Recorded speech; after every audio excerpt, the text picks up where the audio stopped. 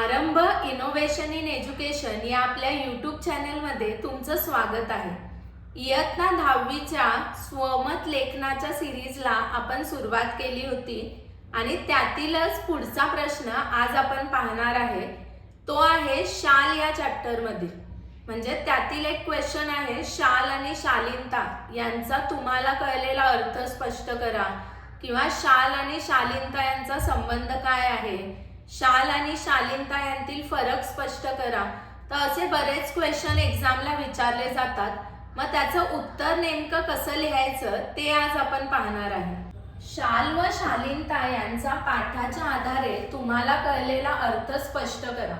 आता या प्रश्नाचं उत्तर लिहिताना आधी आपण प्रस्तावना लिहिणार आहे आणि या प्रस्तावनेमध्ये तुम्हाला लेखकाचं नाव, पाठाचं नाव आणि त्याची सेंट्रल आयडिया काय आहे हे लिहावं लागेल। जसं मी इथे लिहिलंय, लेखक रा. ग. जाधव यांनी शाल या पाठात त्यांच्या शालीभोवतीच्या आठवणी व्यक्त करताना शाल व शालीनता यांतील फरक स्पष्ट केलेला आहे। म्हणजेच रा. ग. जाधव यांनी शालीभोवती, जसं पु ल देशपांडेंकडून त्यांना पहिली शाल मिळाली होती, नंतर या शालीभोवतीचे अनेक प्रसंग त्यांच्या आयुष्यात आले, ते आपल्याला त्यांनी या पाठामध्ये सांगितलेले आहेत। आणि ते सांगताना शाल आणि शालीनता यांच्यामध्ये काय फरक आहे हे सुद्धा सांगितलेलं आहे। तर पुढे आपण काय लिहिलंय, शाल एक सन्मान चिन्ह आहे आणि शालीनता हा स्वभाव धर्म आहे। म्हणजे शाल ही आपण एखाद्याचा सन्मान करण्यासाठी त्याला देतो, सो ते एक सन्मान करण्याचं प्रतीक आहे। पण शालीनता म्हणजेच नम्रपणा, सालसपणा हा माणसातला गुण आहे। त्यामुळे शाल आणि शालीनता यांच्यामध्ये काय आहे, फरक आहे। जी व्यक्ती मुळातच शालीन म्हणजेच नम्र असते तिला शाल अधिक शोभा देते। जी व्यक्ती मुळातच कशी असते, नम्र असते, तिला शाल दिल्याने म्हणजेच तिचा सन्मान केल्याने तिची शोभा अधिक वाढते। तसं तर शालीन व्यक्तीला म्हणजेच नम्र व्यक्तीला या सन्मानाची गरज सुद्धा नसते।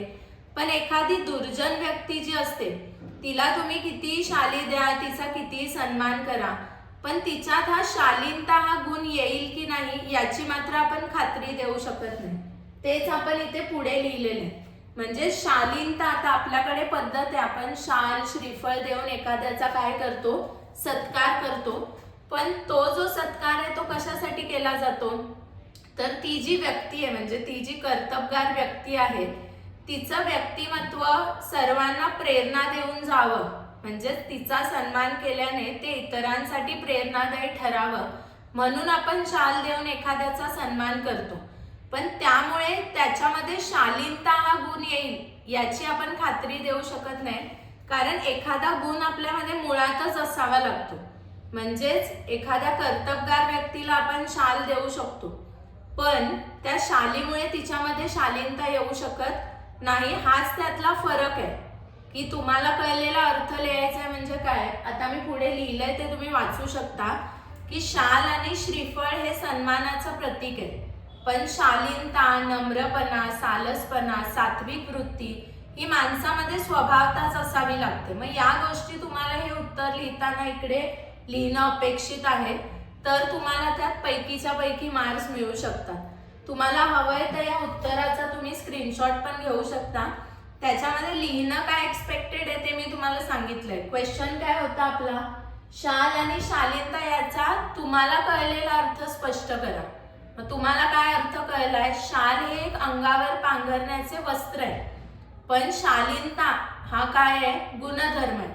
त्यामुळे एक जो कपडा आहे जो आपण सन्मान करण्यासाठी देतोय आणि दुसरी माणसाची क्वालिटी आहे, तर हा दोघांमधला काय आहे, फरक आहे।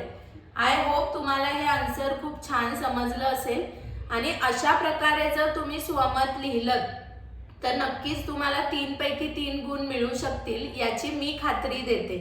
मग अशीच सिरीज तुम्हाला जर पुढे पाहायची असेल तर आरंभ इनोव्हेशन इन एज्युकेशन या आपल्या यूट्यूब चॅनलला सबस्क्राईब करा आणि हे उत्तर जर तुम्हाला आवडलं असेल तर तुम्ही तर ते परीक्षेत लिहाच, पण हा व्हिडिओ तुमच्या फ्रेंड्स बरोबर पण शेअर करा, म्हणजे त्यांना सुद्धा ह्याचा यूज होईल।